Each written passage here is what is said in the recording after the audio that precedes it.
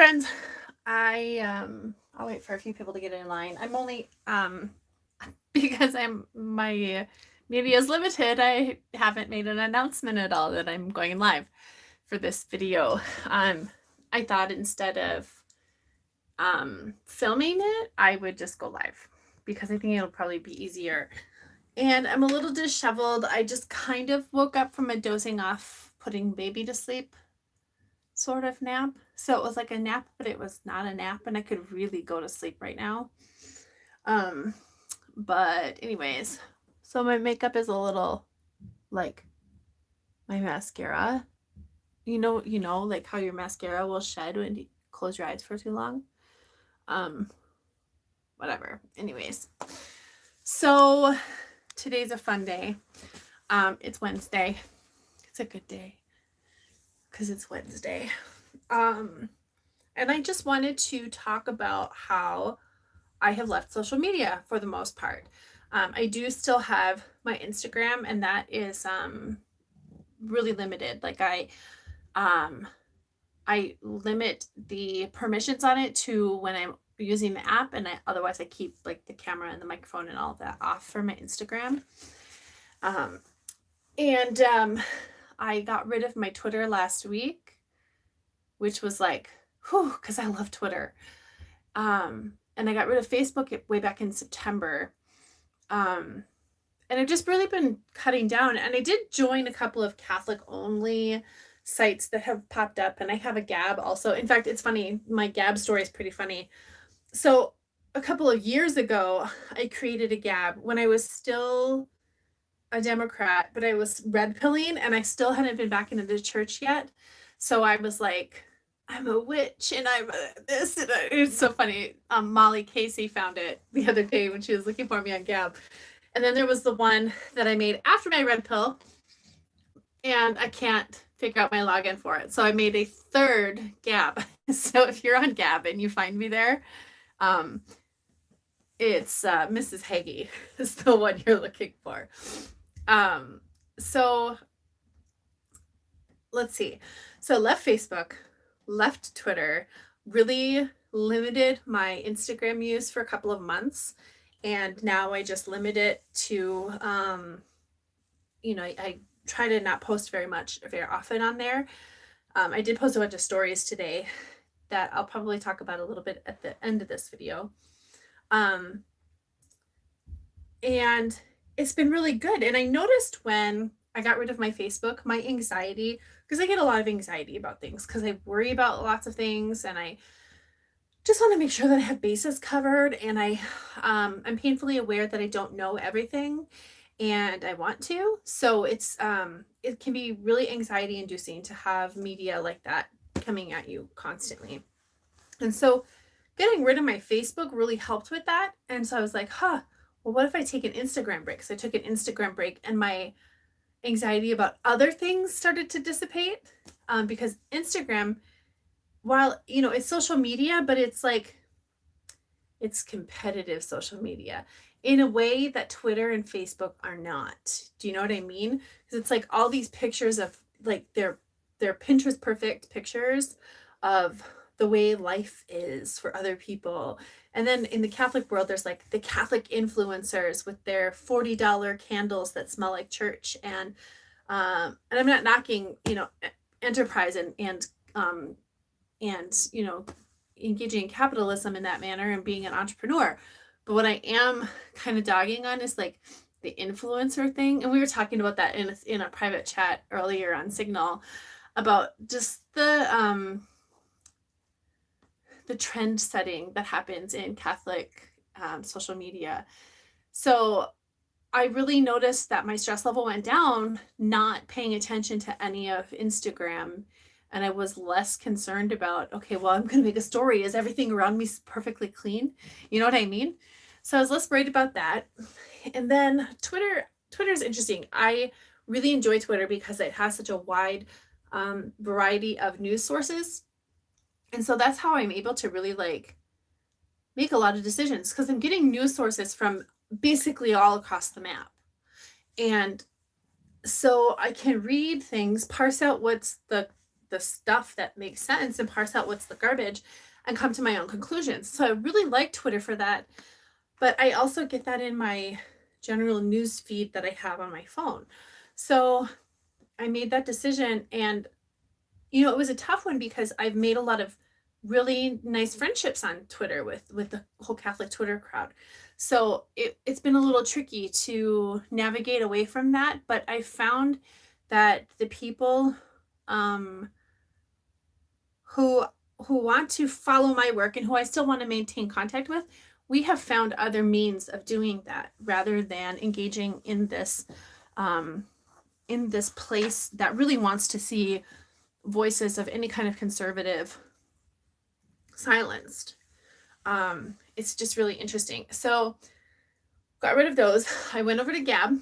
Like I said, I told that story already. And then there's 2 Catholic websites that I decided to be a part of, kind of their up and start. I'm not really prolific on any of them though. So, you can follow me on those places, and I'll probably list those in the description after this video processes. You can follow me on those places. I'm totally happy that you do, but I would really rather you followed me here. And I'm probably going to move some videos over to Rumble. So follow me here, Rumble, and then follow the website, because that's kind of where I'm going to be at. And that's where my focus is really going to be going forward. And so the reason why I left all of these is because, I've already explained the anxiety reason, but because we are all of us, every single one of us, no matter how really aware and mindful we are about limiting our use of social media, we are all so social media focused, and we are all so driven by the narratives that are proposed to us in social media. And whether or not we want to admit it, it really controls our lives. And I just don't want to be part of that. I can remember, and I love technology, I really do. I think it's just, it can be used for so much that's good. But I can remember even, 12, 13 years ago, before my oldest son was born, I'd go on the internet a couple times a week, maybe. And I would post to my blog that I kept at the time. It had a really great following. I had a really big following on my blog that I had. So I'd post to my blog, I'd upload some pictures to my Flickr account and engage in the couple of Flickr groups that I was in there. And then I would go on to this other website. It was a website run by Mary Jane Butters in Idaho, called Mary Jane's Farm, and was part of the Farm Girl, whole Farm Girl thing that is encapsulated in that website. And in fact, I was one of the founding members of the what they call it, the Farm Girl Collective or something like that, where it was like Girl Scouts for adult women. You could earn badges by learning embroidery or canning your first tomatoes or something like that. It was fun. But Farm Girl Sisterhood, that's what it was called. I was number 88 or something, 80 something. Anyway, I'm still listed on her website. So anyways, I would go and do these couple of things, go to visit her website, visit the couple of blogs that I read every week.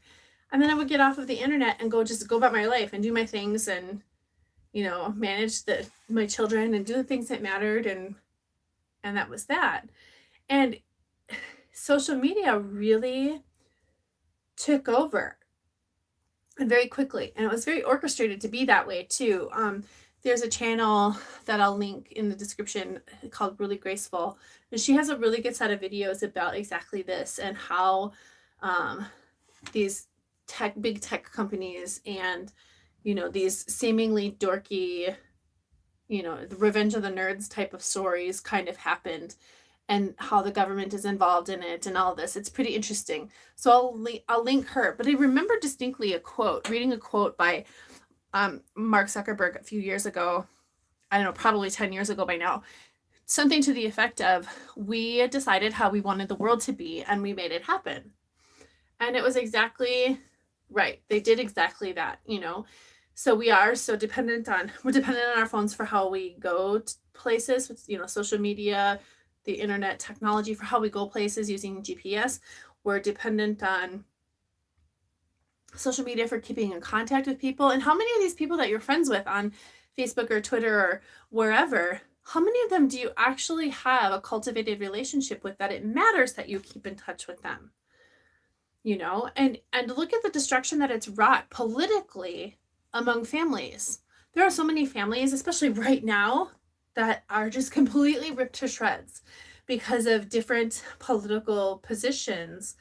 And social media has just fueled that. Social media has said, yeah, it's okay to turn on your family. How many people are, you know, turning neighbors against each other, etc., because social media is the Harriet Olsen of our world. You know what I mean? It hasn't done any good for any of us, not a single one of us. And I'm pretty sure that those of us with things to say would have found a way to do it without social media, you know, via YouTube. If you want to call YouTube social media, you could, I suppose. But really, I think that the original idea behind YouTube, at least for people using it and uploading videos, was just the sharing of information.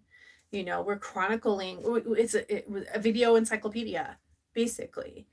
I think was the user intent. Now, that might not have been the intent of the creators of YouTube, but I think that was user intent. And now to see all of this being squashed because, well, you don't like my opinion and I don't like your opinion, but I'm going to use my political leverage to silence your opinion.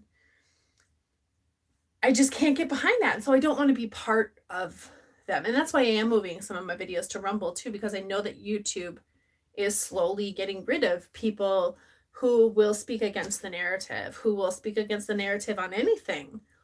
You know, I'm not a flat earther or anything, but I have opinions about different topics that you guys well know I'm not afraid to speak out against or about.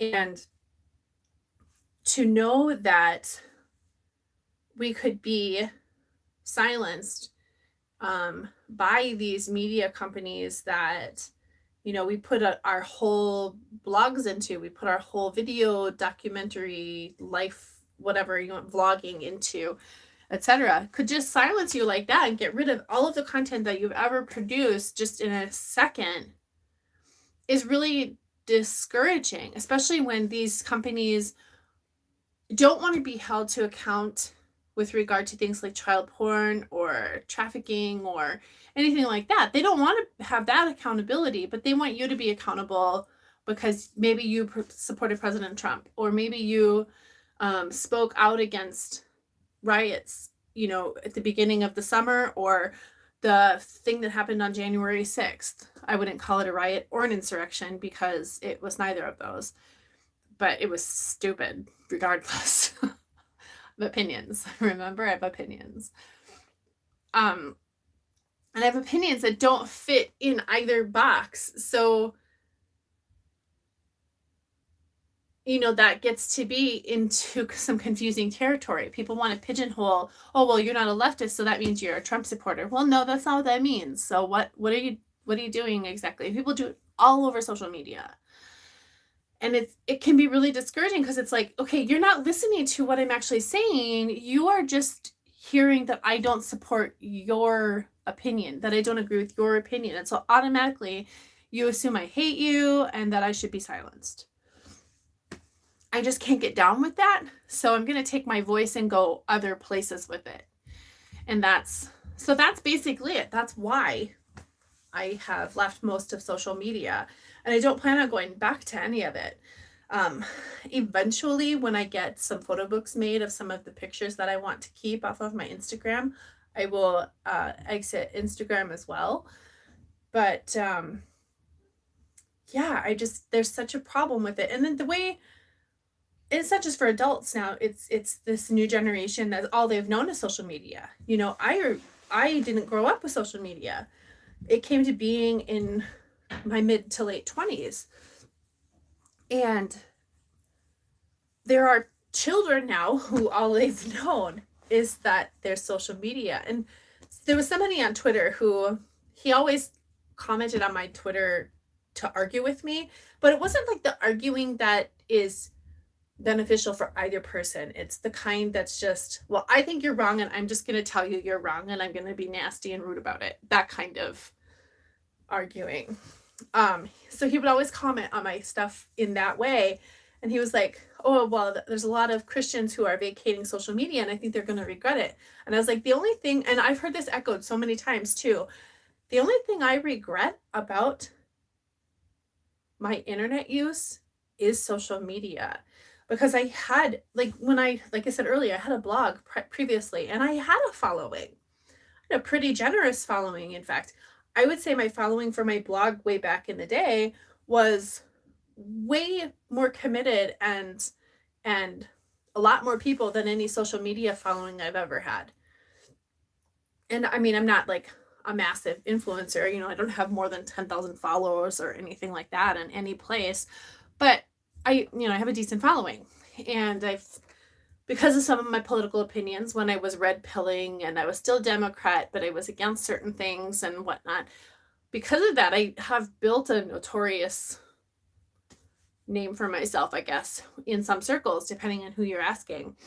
And I don't think that would have been any different without social media, because I've always found a way to get my voice out there. And so that's what I'm going to go back to, is getting my voice and the things I have to say out there in a more organic way that I'm responsible for, that there isn't anybody who's going to be censoring me. And my blog is privately hosted, and I'm just, I'm not going to be part of anything anymore that is going to say, well, opinion, and this one's the only one we're going to listen to because it falls in line with what we have to say. I don't know how any person can feel comfortable with living in an echo chamber, because then you don't grow.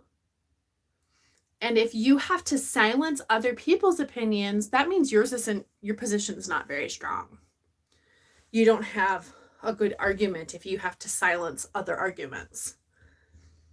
So I just don't want to be part of that. I do really enjoy that I've been able to still maintain keeping in touch with some of the people who I've met online over the years.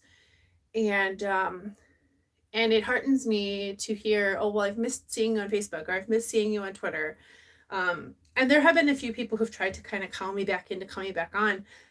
And, I admit I feel bad about it sometimes, but then I'm like, wait a minute, are these people more important, or is it myself and my family and what we need for me to be? And ultimately it comes down to not having the anxiety and being present for my family in a way that social media doesn't allow you to be. And it doesn't allow anybody to be. Like, I don't care who you think you are. I don't care who you think you are. If you have social media, you are not present to your family in the way that you ought to be. I'm guilty of it. You're guilty of it. And so I think more of us need to change our focus on that. And how many of you are just, like, I woke up this morning, Travis and I were talking about kind of what the day was going to be. And I was like, I wonder how miserable Twitter is today. And I was so tempted to go on Twitter just to doom scroll basically other people's misery. And I was like, wait a second, that's not very healthy. Why would I do that? Why would I relish in seeing other people be miserable, be they miserable for whatever reason, like what does that benefit me? Well, how is that contributing to me getting to heaven, or getting my children or my husband to heaven? How does that contribute? It doesn't. And so I was like, well, I guess that's a silly idea, so I'm not going to. We did watch the inauguration. I had some peanut gallery commentary about it. Okay, so here's where I segue into talking about today and what I'm seeing today. And I'll probably talk about this a little bit more in depth later on. There's a couple of women who were talking about getting, I guess, sort of a podcast started about being unapologetically Catholic and not compromising on that. But we'll see what happens. But anyways, the thing I'm seeing today and going back to like Instagram, I have unfollowed and commented so many times on different Catholic influencers who I'm seeing relishing in, and I'm not saying you have to vote for Donald Trump because I didn't vote for Donald Trump, relishing in the administration that's being installed right now, simply because Kamala Harris is Black and the first woman vice president, and then completely ignoring the fact that she's the complete antithesis to everything Catholic. And they're lauding and falling all over themselves that Joe Biden is a Catholic. Well, we've only heard about Joe Biden being Catholic in the past year. That's the only time in Joe Biden's almost 50 years of public life that it's ever really been brought up. And Catholics were being played on the right too.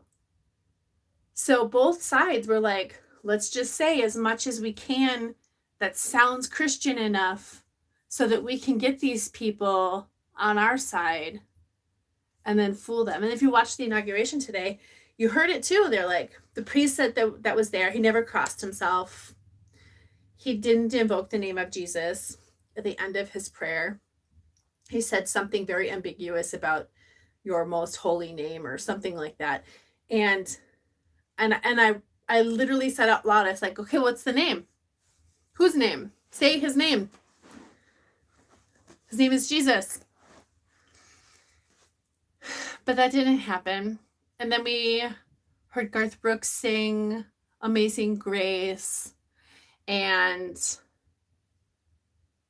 Joe Biden said a quote from scripture. So, I mean, like, there's just these little nuggets of something that's just Christian sounding enough to hook people, you know?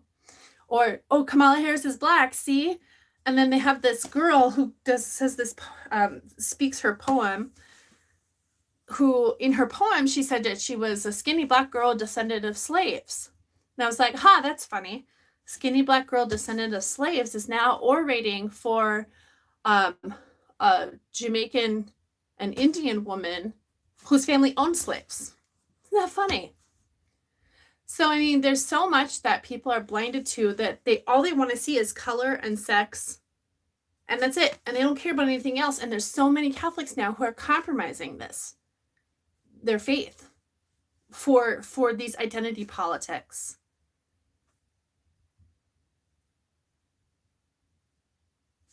And I don't get it.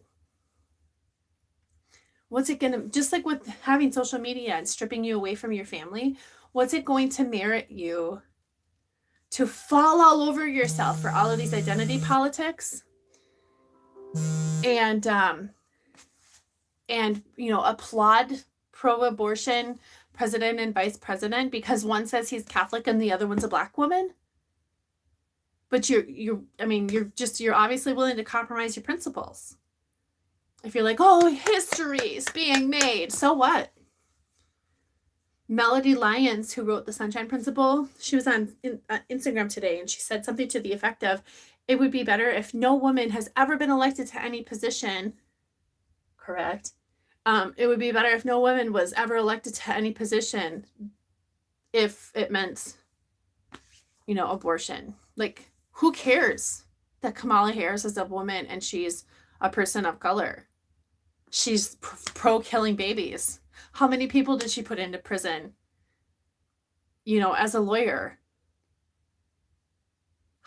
All of these lies in history that we know about Kamala Harris and her track record, the 50 years of Joe Biden doing nothing. But we got to applaud it, and we've got to just be so happy as Catholics because there's the second Catholic in history is the president of the United States now. And he went to Mass this morning. So he's really Catholic. And I'm not saying God can't change hearts, but come on.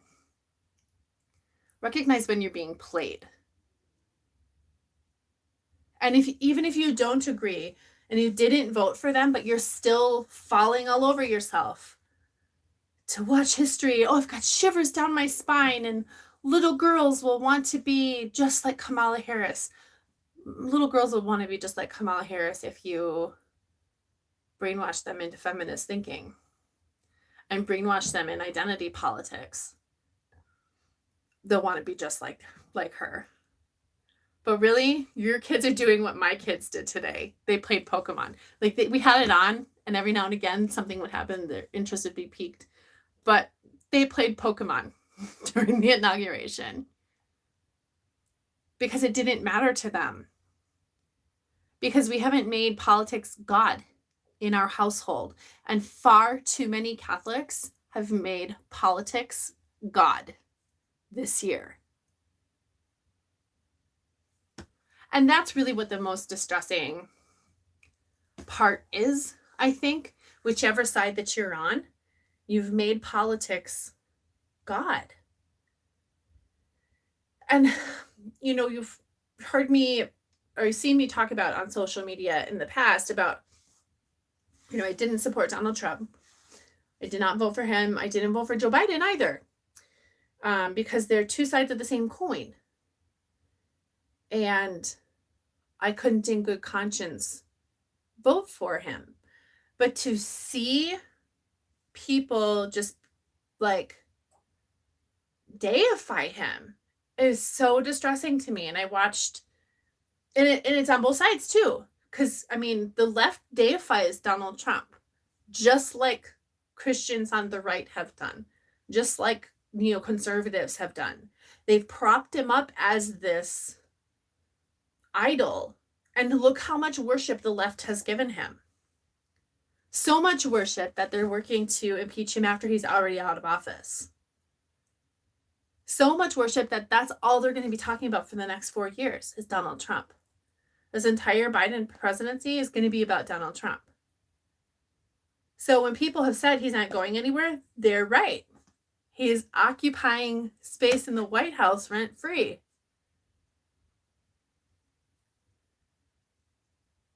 Because the next 4 years will be all about undoing what Donald Trump, the damage, all the damage. And then the right deifying him and giving him this like savior position, like he's going to save us from the evils of communism. He's not. And the United States has been communist for a pretty long time already.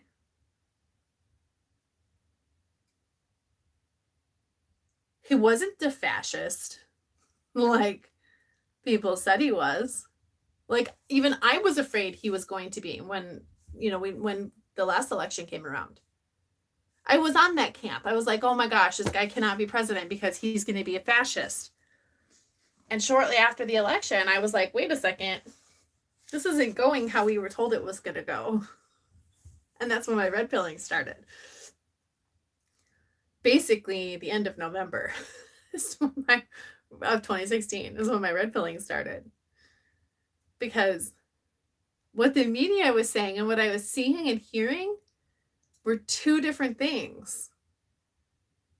And it's still two different things. And I know I'm not the only one. And that's why social media has to go. And that's why paying attention to what we're being told to pay attention to has to go. For me.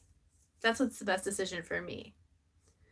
Because then I'm able to listen more carefully to what God is saying through the Holy Spirit, what's going on in the world.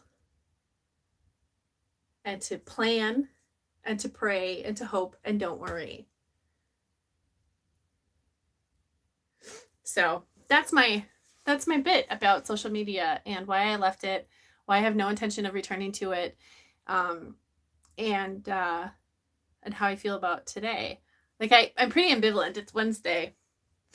It's just another day that God has given us to do good works and work on becoming saints someday.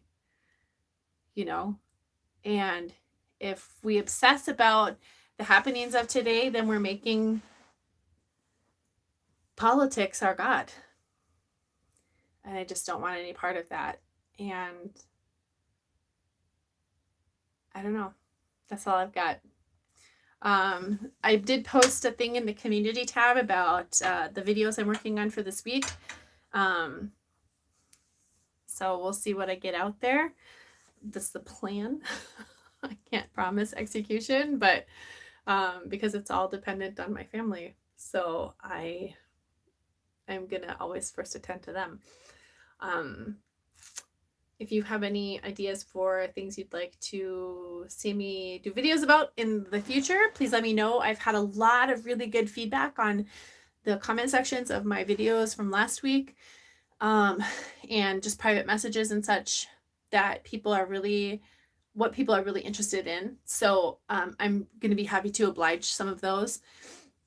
Others will be a little bit trickier. And then again, going back to talking about the website, we're working on doing kind of a whole overhaul of the website. So just kind of a new, softer look. I like a minimalist look, but I don't want it to be so hard-edged minimalist. So I'm working to figure out how to soften it up and whatnot.